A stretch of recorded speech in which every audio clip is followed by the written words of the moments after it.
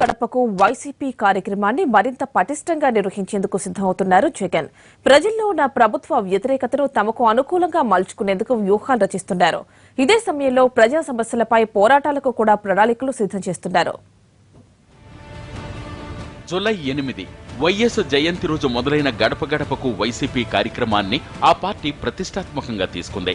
ఈ కార్యక్రమం కోసం సీనియర్లను ఇన్ఛార్జీలుగా నియమించారు. ప్రజల దగ్గరకు వెళ్లినప్పుడు ప్రభుత్వ పనితీరును బేరీజు వేయటానికి 100 ప్రశ్నలతో ప్రజా బ్యాలెట్ కూడా రెడీ చేశారు. గడప గడపకు వైసీపీ కార్యక్రమం మొదలై 5 నెలలు గడవడంతో కార్యక్రమం అమలు జరుగుతున్న తీరుపై జగన్ సమీక్షించారు. 2 రోజుల పాటు ఏపీలోని 13 జిల్లాల్లో ఉన్న ఎమ్మెల్యేలు, నేతలతో చర్చించారు. గడప గడపకు వైసీపీలో ముందుకెళ్తున్న నేతల్ని అభినందించిన జగన్ వెనుకబడ్డ నేతలు రాబోయే రోజుల్లో పుంజుకోవాలని సూచించారు.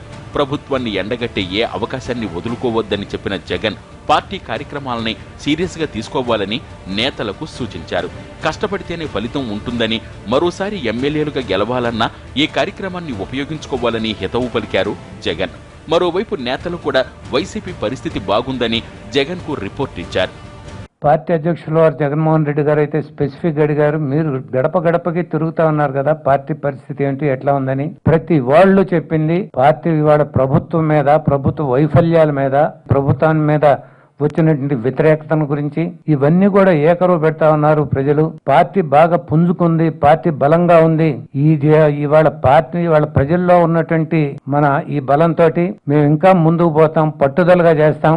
ఎన్నికలు ఎప్పుడు వచ్చినా సరే తప్పకుండా మనం గెలుస్తాం అనే ధీమాను వ్యక్తం చేశారు. గడప గడపకు వైసీపీతో పాటు భవిష్యత్ కార్యాచరణపై కూడా నేతలకు దిశానిర్దేశం చేశారు జగన్.